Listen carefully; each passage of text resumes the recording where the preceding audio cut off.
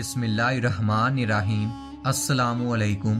ہر روز نئی ویڈیو کے لیے چینل کو سبسکرائب کر لیں اور ساتھ لگے ہوئے بیل آئیکن کو دبا کر آل کی آپشن کو سلیکٹ کریں تاکہ ہر نئی ویڈیو کی اپڈیٹ آپ کو ملتی رہے۔ حضور نبی کریم صلی اللہ علیہ وآلہ وسلم نے اعلان نبوت کے بعد خفیہ طور پر اپنی تبلیغ جاری رکھی۔ اس دور میں کئی لوگ دائرہ اسلام میں داخل ہو گئے۔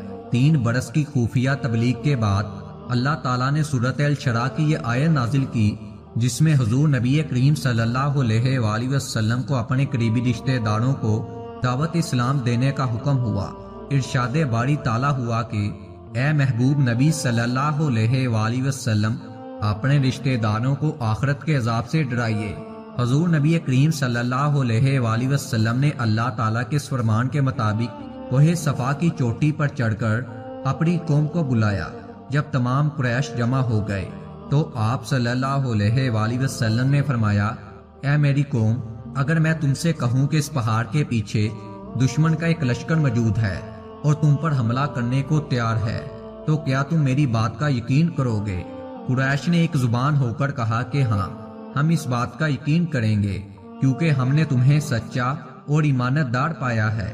حضور نبی کریم صلی اللہ علیہ وآلہ وسلم نے فرمایا، تو پھر میں تمہیں اللہ کے عذاب سے ڈراتا ہوں اور دعوت حق دیتا ہوں۔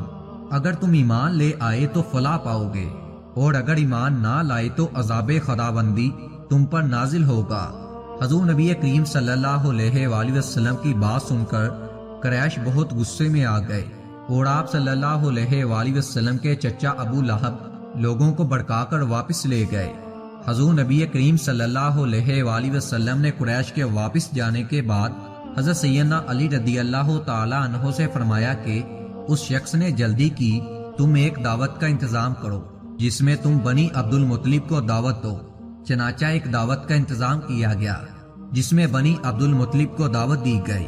اس دعوت میں جناب عبد المطلب کے تمام بیٹے سیدنا امیر حمزہ رضی اللہ تعالی عنہ، سیدنا عباس رضی اللہ تعالی عنہ، جناب ابو طالب اور ابو لہب وغیرہ نے شرکت کی۔ حضور نبی کریم صلی اللہ علیہ وآلہ وسلم نے دعوت کے بعد ان حضرات کو مخاطب کرتے ہوئے فرمایا، اے بنی عبد المطلب، آج تک اہل عرب میں کوئی ایسا شخص نہیں آیا جو مجھ سے بہتر پیغام دے۔ میں تمہیں اس پروردگار کی قسم دے کر کہتا ہوں کہ اس کے سوا کوئی عبادت کے لائق نہیں اور اس نے مجھے نبی برحق بنا کر بھیجا ہے۔ ایک روز ہم سب نے مرنا ہے اور مرنے کے بعد زندہ ہونا ہے۔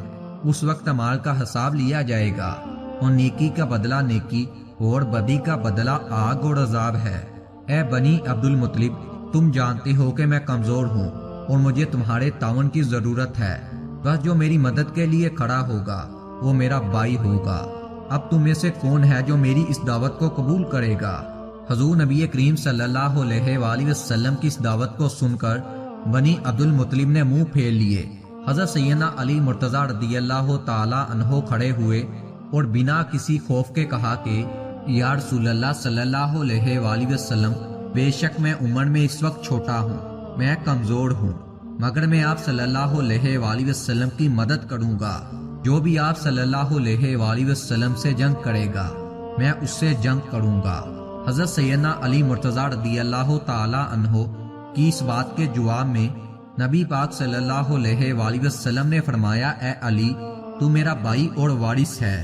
حضرت سیدنا علی مرتضیٰ رضی اللہ تعالی عنہ کی کم سنی اور ان کی جسمانی کمزوری کا ابو لہب نے مذاق اڑانا شروع کر دیا، لیکن وہ بدبخت آپ رضی اللہ تعالی عنہ کی قوت روحانی کے بارے میں کچھ بھی نہیں جانتا تھا کہ آپ کیسی شخصیت ہیں۔